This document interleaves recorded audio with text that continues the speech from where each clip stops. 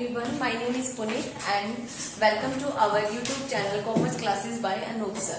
So previous lecture में हमने discussion किया था कि P&L अकाउंट हम कैसे प्रिपेयर करते हैं, उसके अंदर हम कौन कौन से इनकम और एक्सपेंडिचर आइटम को इंक्लूड करते हैं. So today we will discuss about the balance sheet. Balance sheet क्या होती है, इसके एसेट साइड में हम क्या इंक्लूड करते हैं, लाइबिलिटी साइड में क्या इंक्लूड करते हैं, तो वो सब हम यहाँ पे डिस्कशन करेंगे.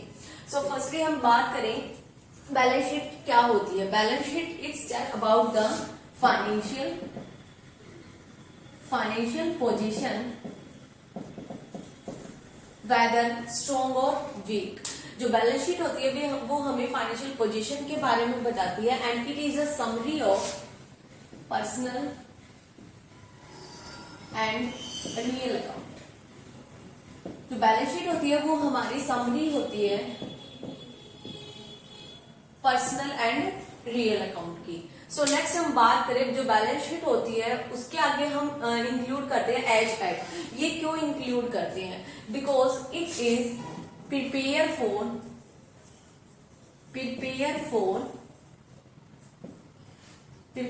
For particular date not fix period.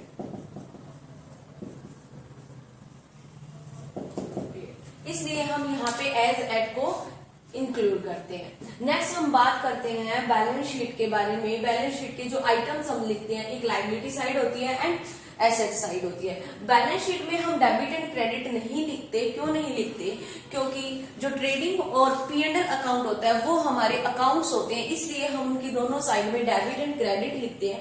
Balance sheet एक स्टेटमेंट होती है. इट इज अ स्टेटमेंट, इसलिए हम इसकी डेबिट और क्रेडिट साइड नहीं लिखते. अगर अब हम बात करते हैं लायबिलिटी साइड. लायबिलिटी साइड पहले हम लिखते हैं करंट लायबिलिटी. करंट लायबिलिटी क्या होता है? करंट लायबिलिटी को बेसिकली हम डिफाइन करते हैं वो लायबिलिटी जो हमारी लेस देन 1 ईयर के लिए होती है, उनको हम बोलते हैं current liability. Like bank overdraft क्या होता है? अगर हमारे बैंक में जो अमाउंट होता है वो लिमिटेड होता है और उससे अगर हम ज्यादा अमाउंट को विड्रॉ करवाते हैं तो वो आता है हमारा बैंक ओवरड्राफ्ट में, क्योंकि वो हमारे लिए लायबिलिटी है, हमें लेस देन 1 ईयर में पे करनी होती है. नेक्स्ट है बिल्स पेबल. जो बिल्स पेबल होते हैं उनकी हम पेमेंट करते हैं तो वो भी हमारे लिए एक तरीके से लायबिलिटी है. सन्ड्री क्रेडिटर क्या होता है कि अगर हमने किसी सप्लायर से क्रेडिट में गुड्स ले रखी है तो हमें उसकी पेमेंट करनी होती है less than 1 year. So it is include in a current liability. Next item is outstanding expenses. Outstanding expenses क्या होता है? वो एक्सपेंसेस जो हमने अभी तक पे नहीं किए और विद इन अ 1 ईयर हमें उनकी पेमेंट करनी है. So it is all item are included in a current liability. Next non current liability. Non current liability होती है more than 5 year term loan. Long term loan किससे होता है? Long term loan जो हम लेते हैं वो मोर देन 5 ईयर के लिए लेते हैं.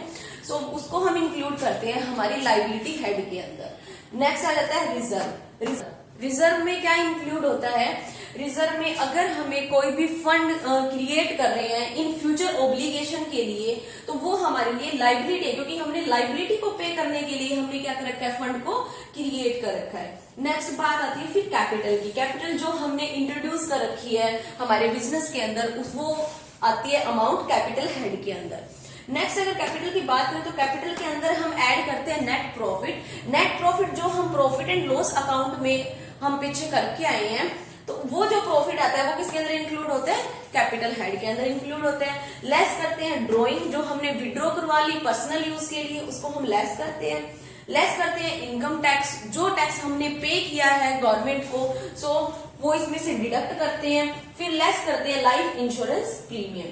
तो ये सब जो आइटम है ये हम डिडक्ट करते हैं कैपिटल में से एंड जो भी हमारी अमाउंट रिमेनिंग आती है उसको हम लायबिलिटी साइड अमाउंट में इंक्लूड कर देते हैं. तो ये हमारा था लायबिलिटी साइड का हेड. मैंने आपको पूरा एक्सप्लेन कर दिया. सो नेक्स्ट हम बात करते हैं करंट एसेट्स की.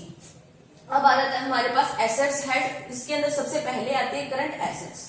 करंट एसेट्स क्या होती है? करंट एसेट्स होती है जो हमारी विद इन 1 ईयर जो हमारी कैश में कन्वर्ट हो सकती है। फर्स्टली बात आता है कैश इन हैंड, जो हमारे पास कैश अवेलेबल है। कैश एट बैंक, जो बैंक अकाउंट में हमारे पास कैश अवेलेबल है। Bank bill receivable, bill receivable होते हैं कि जो बिल की हमें अमाउंट रिसीव होनी है तो वो आ जाएगा बिल रिसीवेबल में। शॉर्ट टर्म इन्वेस्टमेंट, अगर मान लो हमने कहीं पे इन्वेस्टमेंट कर रखी है तो वो हमारे लिए क्या है, वो हमारे लिए एसेट्स है, क्योंकि उससे हमें रिटर्न आता है। Sundry debtors, next is sundry debtors. Sundry debtors में हम उन पर्सन को इंक्लूड करते हैं जिनको हमने क्रेडिट सेल कर रखी है एंड इन फ्यूचर हमें उनसे पेमेंट रिसीव होती है। Next is closing stock. Closing stock में हम वो अमाउंट इंक्लूड करते हैं at the end of the year, जो हमारे पास गुड्स रिमेनिंग रह जाता है उसको इंक्लूड करते हैं हम क्लोजिंग स्टॉक में। Next is prepaid expense. Prepaid expense like mobile recharge. जो भी हमारा प्रीपेड एक्सपेंस होता है उसको हम एसेट साइड में लिखते हैं because it is prepaid, like हमें पहले उसको पे करते हैं एंड सर्विसेज बाद में मिलती है। लाइक मोबाइल रिचार्ज, हम मोबाइल रिचार्ज जो वो पहले करवाते हैं एंड उसकी सर्विसेज हमें 3 मंथ्स तक कंटिन्यू मिलती है। नेक्स्ट आ जाता है long term investment. Long term investment होती है मोर देन 5 ईयर के लिए। जब हम कहीं पे इन्वेस्टमेंट करते हैं तो वो भी हमारा किसमें आ जाता है, एसेट्स में, हेड में इंक्लूड हो जाता है। Next is non current assets. Non current assets अब कौन सी होती है? नॉन करंट एसेट्स वो एसेट्स होती है जिनको हम कैश में कन्वर्ट नहीं करवाते, जो लॉन्ग टर्म के लिए होती है उनको हम बोलते हैं नॉन करंट एसेट्स। ये होती है लॉन्ग टर्म के लिए। इसके अंदर लाइक इंक्लूड आ जाता है जैसे फर्नीचर। फर्नीचर जो हमारे बिजनेस में होता है वो लॉन्ग टर्म के लिए होता है, वो शॉर्ट टर्म के लिए नहीं होता। And loose tool, motor vehicles, patent. Patent क्या होता है? It is exclusively right regarding any type of goods. Goodwill क्या होती है? नेक्स्ट आता है गुडविल। गुडविल होती है it is a reputation of a business. So इसके अंदर इंक्लूड होती है जो हमारे बिजनेस की अच्छी रेपुटेशन होती है वो भी हमारे लिए क्या होती है, एसेट्स होती है। सो जो लाइबिलिटी साइड होती है एंड एसेट साइड होती है वो दोनों हमारी ऑलवेज इक्वल होनी चाहिए। So it is all about the balance sheet and balance sheet pro forma, liability side, asset side and previous lecture में हमने ट्रेडिंग अकाउंट किए, प्रॉफिट एंड लॉस अकाउंट किए और अब हमने बैलेंस शीट कर ली।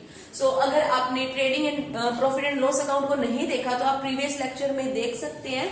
And please like, share and subscribe my YouTube channel. Thank you.